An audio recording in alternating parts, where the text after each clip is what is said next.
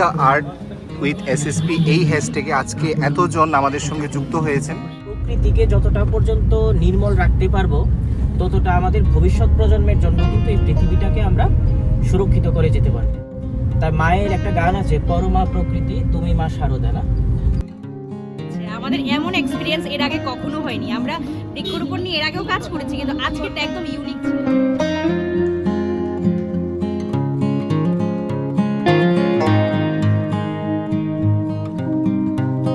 Hello friends, কেমন আছো তোমরা? এখন আমি আছি আগরতলা শহরের প্রাণকেন্দ্রে অবস্থিত Shahid Khudiram Bose English medium school প্রাঙ্গণে। এখানে এইবারের গড়িয়া পূজা উপলক্ষে একটা মেলা ও সমাগমের আয়োজন করা হয়েছে। 2 দিনের মেলার উদ্যোগ নেওয়া হয়েছে। আবহাওয়া প্রতিকূল থাকার কারণে কালকে এটা ভেস্তে যায়, তো আজকে আবার পুনরুদ্যমে সব সাজানো হয়েছে। তো এখানে আমি যেই সংস্থায় জড়িত রয়েছি, সেবা ও সহায়তা পরিষদ, আমাদেরও একটা স্টল দেওয়া হয়েছে। তোমাদেরকে সব ডিটেইল দেখাবো, আমরা কেন স্টল দিয়েছি, কি উদ্দেশ্য, কি মেসেজ দিতে চাইছি।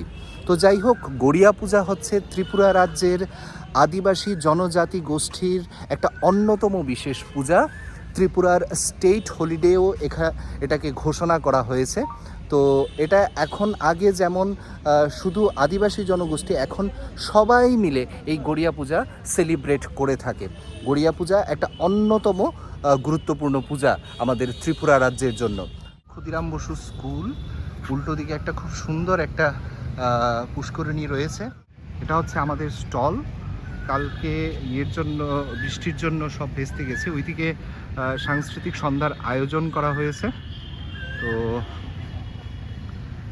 আমাদের সংস্থার সেক্রেটারি শাশ্বতী এবং প্রেসিডেন্ট গৌতম দা, তারাও চলে এসছেন। এটা হচ্ছে আমাদের স্টল। তো স্টলের উদ্দেশ্য এবং সব কিছু আমি ডিটেল বলবো।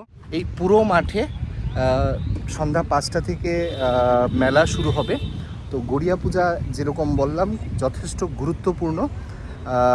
বৈশাখ মাসের বাংলা ক্যালেন্ডার অনুযায়ী বৈশাখের 7ম দিনে এই পূজার আয়োজন করা হয়। সাধারণত যেই কালচারটা রয়েছে, একটা বাঁশকে বাবা গড়িয়ার প্রতিকৃতি হিসেবে পুজো দেওয়া হয়। এখানে যেমন পুজোর এটা তৈরি করা হয়েছে, মুরগি উৎসর্গ করা হয় এবং ডিম ছড়িয়ে দেওয়া হয়। এটা হচ্ছে কালচার। উদ্যোক্তাদের পক্ষ থেকে আমাদের সংস্থাকেও আমন্ত্রণ জানানো হয়। তো আমরা এখন যেরকম তীব্র দাবদাহ চলছে, এই দিক দিয়ে লক্ষ্য রেখে আমরা একটা উদ্যোগ নিয়েছি। আমরা কিছু ফ্রি চারা গাছ যারা মেলাতে আসবেন তাদেরকে আমরা ডিস্ট্রিবিউট করব। উদ্দেশ্য একটাই, গাছ লাগিয়ে গাছের কোনো বিকল্প হয় না। যেরকম ওয়ার্ম এবং ডিফরেস্টেশন চলছে, এই ক্ষেত্রে এফরেস্টেশনের যথেষ্ট গুরুত্ব রয়েছে। সন্ধ্যা 5টা থেকে মেলা শুরু হবে। তো এখন আমরা সংস্থার গাড়ি করে আমরা বেরিয়ে যাচ্ছি বামুটিয়া বাবা নার্সারিতে। বাবা নার্সারির যিনি ওনার প্রণয়কান্তি বাবু, উনি আমাদের উদ্যোগে সাড়া দিয়ে কিছু চারা গাছ প্রদান করার সম্মতি জানিয়েছেন, যেগুলো আমরা এনে যারা আজকে মেলা প্রাঙ্গণে আসবে তাদেরকে আমরা ফ্রিলি ডিস্ট্রিবিউট করব এবং একটা মেসেজ দেব। আজকে আরেকটা শুভ দিন, ওয়ার্ল্ড আর্থ ডে। তো serve the earth hashtag, serve the earth with SSP, এই হ্যাশট্যাগ নিয়ে আমরা আজকে কিছু চারা ডিস্ট্রিবিউট করব, স্যাপ্লিংস আনতে যাচ্ছি। সঙ্গে আছে আমাদের সংস্থার অ্যাসিস্ট্যান্ট সেক্রেটারি মৃদুল সরকার। আমরা সবাই জানি যে ত্রিপুরা রাজ্যে বিগত দিনগুলিতে আমরা কীরকম উত্তাপ আমরা সহ্য করেছি। তো এর একটা কারণ, অনেকগুলি কারণ আছে, তার মধ্যে একটা যেটা সবচেয়ে বড় কারণ, সেটা কিন্তু আমাদের গাছ কাটা, নির্বিচারে গাছ কাটা। তো এই বিষয়টাতে মানুষকে সচেতন করার জন্য, কারণ গাছ আমরা যেমন পরিবেশের অঙ্গ, গাছও সেরকম একটি অভেদ পরিবেশের অঙ্গ। তো সেই বিষয়ে আজকে আমরা ফ্রি গাছ ডিস্ট্রিবিউট করব এই মেলা প্রাঙ্গণে এবং সবাইকে আমরা অনুপ্রেরণা যোগাবো গাছ লাগানোর জন্য। কারণ গাছ এমন একটা উপাদান পরিবেশে, যেটা আমাদের অক্সিজেন সরবরাহ করে এবং বৃষ্টিপাত থেকে শুরু করে সব কিছুই কিন্তু সাহায্য করে সেই গাছ। আর তাছাড়া গাছ যেহেতু প্রকৃতিরই একটা অংশ, তো আমরা প্রকৃতিকে যতটা পর্যন্ত নির্মল রাখতে পারবো ততটা আমাদের ভবিষ্যৎ প্রজন্মের জন্য কিন্তু এই পৃথিবীটাকে আমরা সুরক্ষিত করে যেতে পারবো। কারণ আমরা রামকৃষ্ণ মঠ মিশন বা আমরা রামকৃষ্ণ ভাবধারায় যারা বিশ্বাসী, শুধু রামকৃষ্ণ ভাবধারায় কেন, আমাদের ভারতবর্ষের আদর্শে কিন্তু প্রকৃতিকে পরমা প্রকৃতি বলা হয়। তার মায়ের একটা গান আছে, পরমা প্রকৃতি তুমি মা শারদা, না? তো সেই পরমা প্রকৃতিকে সুন্দর রাখার একটি অভেদ যে তার অংশ, সেটা কিন্তু বৃক্ষ। তো এই বৃক্ষ যদি না থাকে, পরমা প্রকৃতি কিন্তু রুষ্ট হন। তো এই বিষয়ে চিন্তা ভাবনা করে আজকে আমাদের এই বৃক্ষ প্রদান করব আমরা সবাইকে। তো এই জন্যই আমাদের already vice president doctor Shantanu Das বলেছেন আমরা গাছ আনতে যাচ্ছি। তো আমরা এই ব্লগের মাধ্যমে আপনাদেরকেও আহ্বান জানাচ্ছি যে আসুন আমরা একসাথে সেই পরমা প্রকৃতিকে রক্ষা করা এবং সৌন্দর্যায়ন বৃদ্ধিতে আমরা আরও বেশি অগ্রসর হব এবং আরও যত্ন সহকারে সেই কাজটা আমরা করে যাব। একদম পারফেক্টলি আমাদের এসিস্ট্যান্ট সেক্রেটারি মৃদুল জিনিসটা ডিসক্রাইব করলো। তো পুরো বিশ্বে গাছ প্ল্যান্টেশনস নিয়ে অনেক সংস্থা, গভর্নমেন্ট, নন গভর্নমেন্ট সবাই কাজ করছে। তো আমাদের আজকে এই উদ্যোগটা একটা প্রারম্ভ। তো এই অনুষ্ঠান বা এই প্রোগ্রামের মাধ্যমে বা এই ডিস্ট্রিবিউশনের মাধ্যমে আমরা সোসাইটিকে একটা মেসেজ দিতে চাইছি, চলুন না আমরা সবাই মিলে একটা গাছের দায়িত্ব নিই, একটা গাছ লাগাই, গাছটাকে বড় করে তুলি।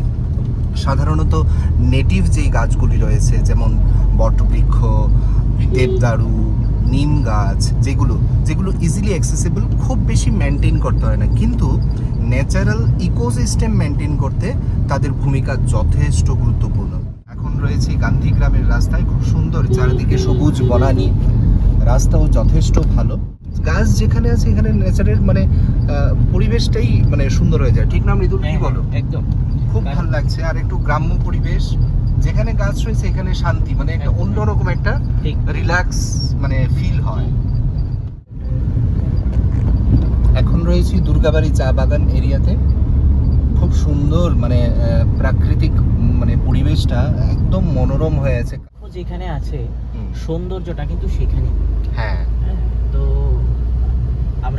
আমরা প্রায়ই অনেক জায়গাতে যাই, বিভিন্ন ঘুরতে যাই, সেখানে কিন্তু বৃক্ষ এমন একটা জিনিস যেটা পরিবেশের সৌন্দর্যটাকে কিন্তু আরো দ্বিগুণ করে দেয়।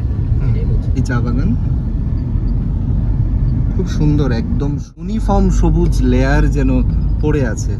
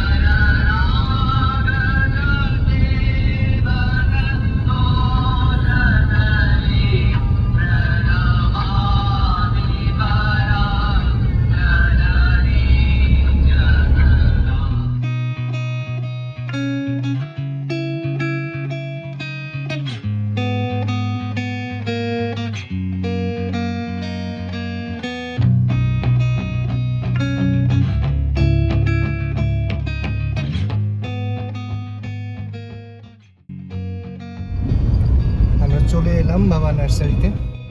এখন চারা গাছগুলো কালেক্ট করে তারপর আমরা আবার রিটার্ন ব্যাক করব। আমরা দেবদারু চারা গাছ ছাড়াও কিছু নিলাম বেলি ফুল, মানে কি টগর জানি, এটা কি টগর? চাইনিজ টগর। আর কিছু নিলাম বক ফুল গাছের চারা। গাড়িতে লোডিং চলছে। আর নেব দেবদারু চারা।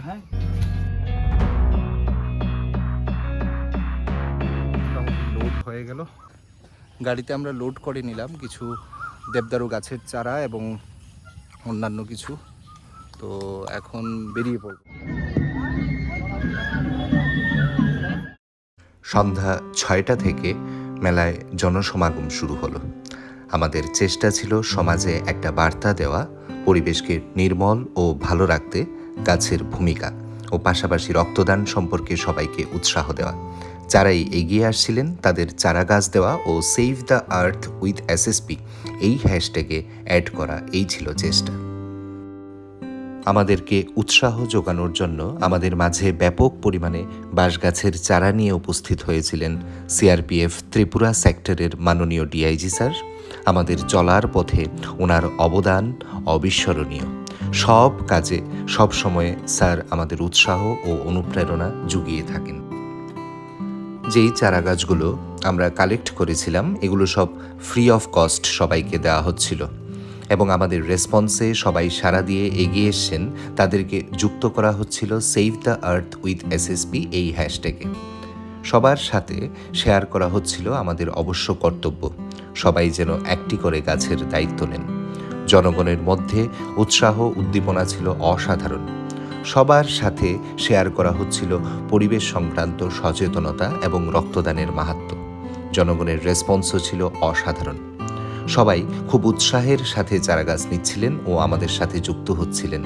ছোট থেকে বয়োজ্যেষ্ঠ, অফিসিয়াল, শিক্ষক, শিক্ষিকা, গৃহবধূ সবাই। একটা যার পরনাই উৎসাহ ছিল সবার মধ্যে।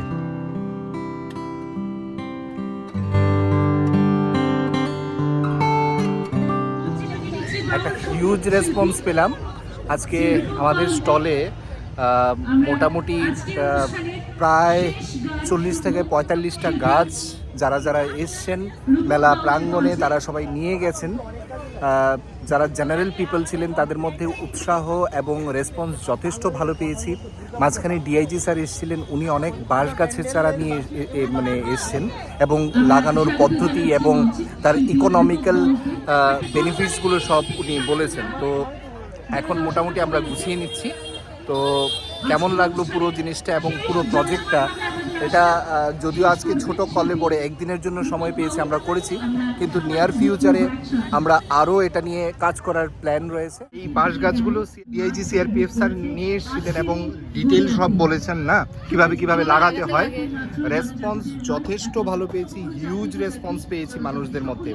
এখন কথা বলছি আমাদের খুব প্রিয় আমাদের সংস্থার সেক্রেটারি শাশ্বতী। আজকের দিনটা কেমন লাগলো এবং ডিটেল একটু বলো। খুব ভালো কেটেছে। আমাদের এমন এক্সপিরিয়েন্স এর আগে কখনো হয়নি। আমরা বৃক্ষরোপণ নিয়ে এর আগেও কাজ করেছি, কিন্তু আজকেরটা একদম ইউনিক ছিল, একদম ইউনিক একটা অভিজ্ঞতা। মেলার মধ্যে এইভাবে স্টল করা আমাদের এইটা প্রথম মাথায় আসে যখন এত গরম পড়ে আর চতুর্দিকে ফেসবুকে বিভিন্ন জায়গায় মানুষ লেখালেখি করছিল গরমের জন্য বৃক্ষরোপণটা দরকার এবং বৃক্ষ কাটার ফলে আমাদের আজকে এই দশা। সবাই আমরা রিয়েলাইজ করতে পারছিলাম।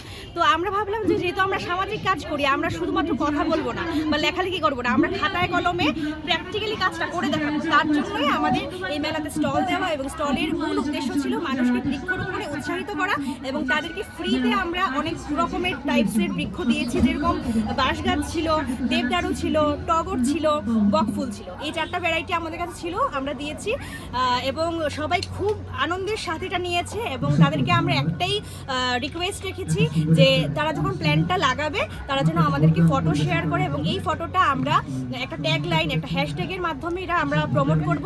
এটা save the earth with SSP এই হ্যাশট্যাগ দিয়ে আমরা ক্যাম্পেইনিংটা চালাবো এবং সবার ফটো শেয়ার করব। Thank you. The earth with SSP এই হ্যাশট্যাগে আজকে এতজন আমাদের সঙ্গে যুক্ত হয়েছেন, মানে অসাধারণ। টোটাল প্রায় 39 জন পিপল আমাদের সঙ্গে জয়েন করেছেন। তো ইট ওয়াজ হিউজ রেসপন্স। এভাবেই তো আমরা যদি একসাথে এক সূত্রে এগিয়ে আসি তাহলে পরিবেশে আজকের এই তীব্র উষ্ণতা, বৃষ্টি স্বল্পতা কিছুই থাকবে না। দাও ফিরে সে অরণ্য, লহ এই নগর। পরিবেশ হয়ে উঠবে আবার নির্মল, প্রাণ খুলে শ্বাস নিতে পারবো আমরা। এই ছিল আমাদের ক্ষুদ্র উদ্যোগ, যা আগামী দিনেও বিভিন্ন কাজের মাধ্যমে জারি থাকবে। সবাই ভালো থাকবেন, সুস্থ থাকবেন আর সবাই একটি করে চারা গাছের যত্ন নেবেন এবং দায়িত্ব নেবেন।